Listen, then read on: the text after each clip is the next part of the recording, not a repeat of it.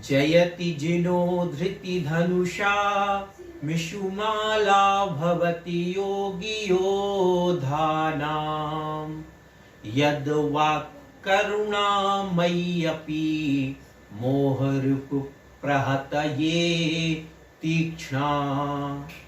पंच परमेष्टि भगवान की जय।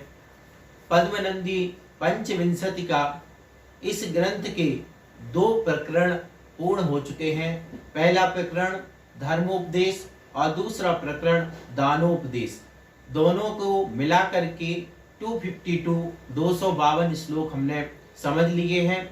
अब तीसरा प्रकरण जिसका नाम है अनित्य पंचाशत।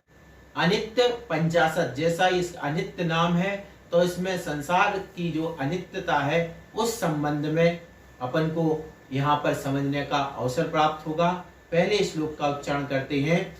जयति जिनो धृति धनुषा मिषुमाला भवति योगी योधानां यद वाक् करुणामय्यपि मोहरिपु प्रहतये तीक्ष्णा।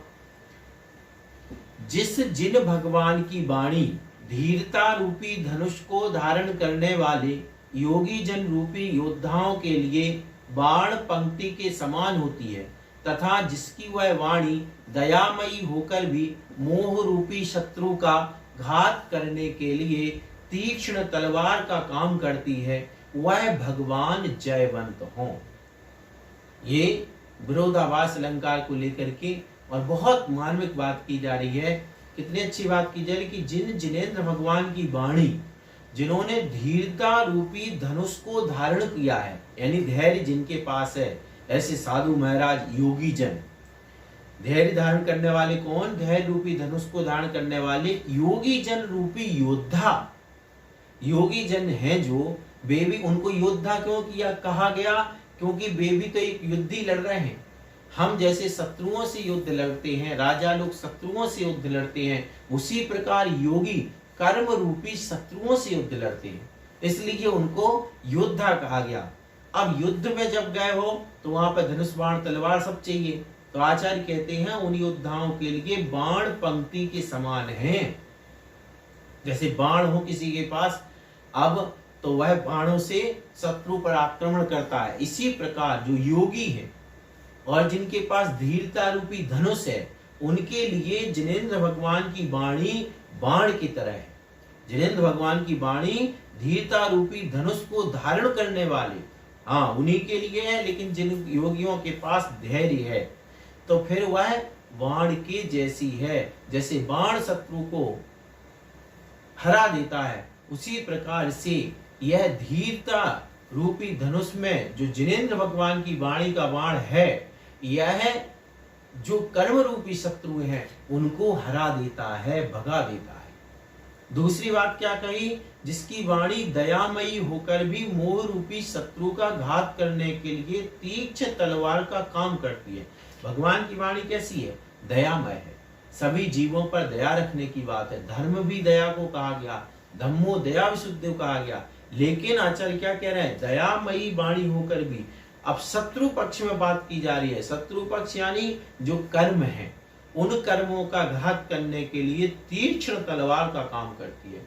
जैसे युद्ध में तलवारें चलती हैं, शत्रुओं का नाश होता है, इसी प्रकार यहाँ पर भी जब कर्मों से युद्ध चलता है एक योगी का, तो उस समय वह जो जिनेंद्र भगवान की वाणी है वह तलवार के जैसे, जैसे तलवार शत्रुओं का नाश कर देती है, इसी प्रकार जिनेंद्र भगवान की वाणी कर्म रूपी शत्रुओं को नाश कर देती है। 2 बातें बताई गई, एक तो जिनेंद्र भगवान की वाणी को बाण कहा और दूसरा जिनेंद्र भगवान की वाणी को तलवार कहा। अब क्यों कहा? ये बाण और तलवार कहाँ काम आते? युद्ध में।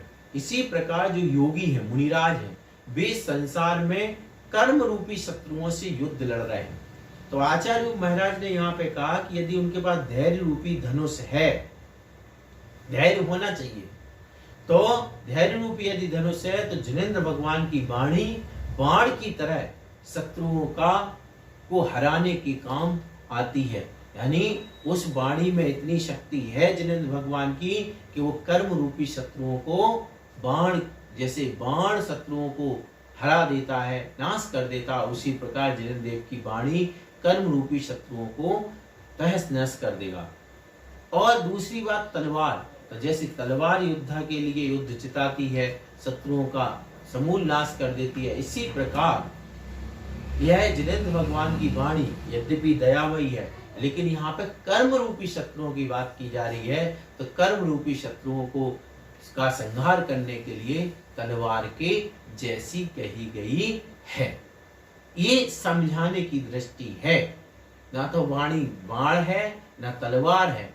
उदाहरण दिया गया है कि जैसे वाणी और बाण और तलवार शत्रुओं को नाश करते हैं, इसी प्रकार से कर्म रूपी शत्रुओं का नाश करते हैं जिनेंद्र भगवान की वाणी रूपी बाण और वाणी रूपी तलवार।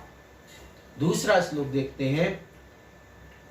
यद्येकत्र दिने विभुक्तिरथवा निद्रा न रात्रौ भवेत् विद्रात्यम्बुजपत्रवद्दहनतो भ्यासस्थिताद्यध्रुवम् अस्त्रव्याधिजलादितोऽपि सहसा यच्चक्षयं गच्छति भ्रातः कात्र शरीर के स्थितिमतिर्नाशेस्य को विस्मयः।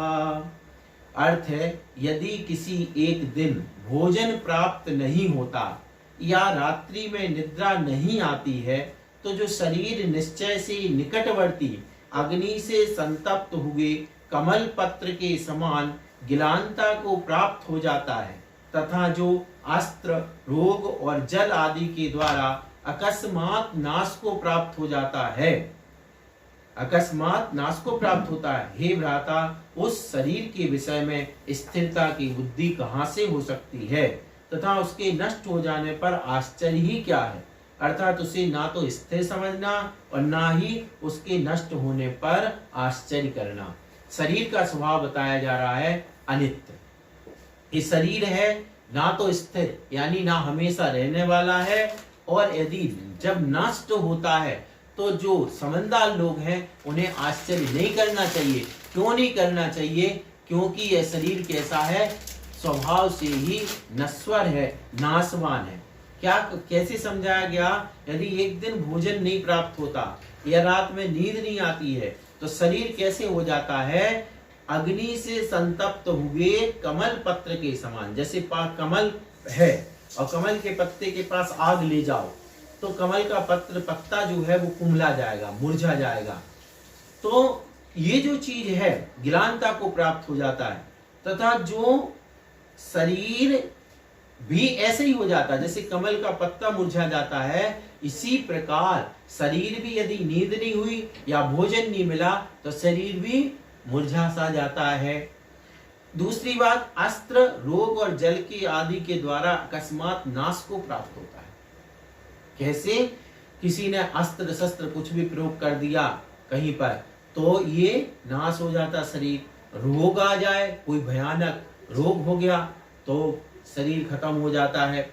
और जल आदि के द्वारा कोई बाढ़ में, नदी में, समुद्र में, कहीं पर भी जल का दोनों तरीके से, ज्यादा जल में डूब जाए तो भी मर जाए और पीने को नहीं मिले तो भी।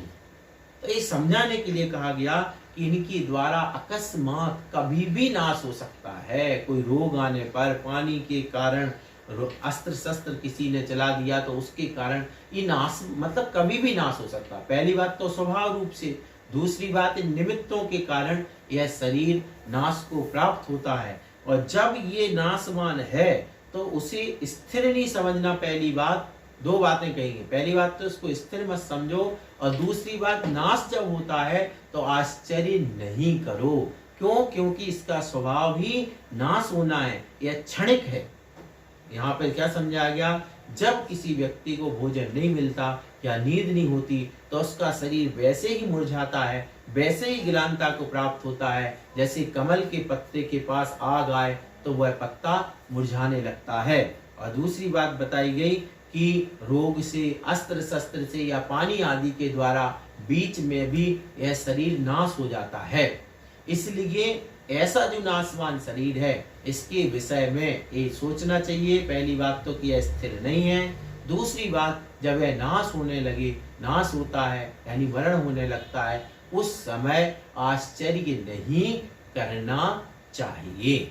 इस प्रकार से अनित्य पंचाशत के आज अपन ने 2 श्लोक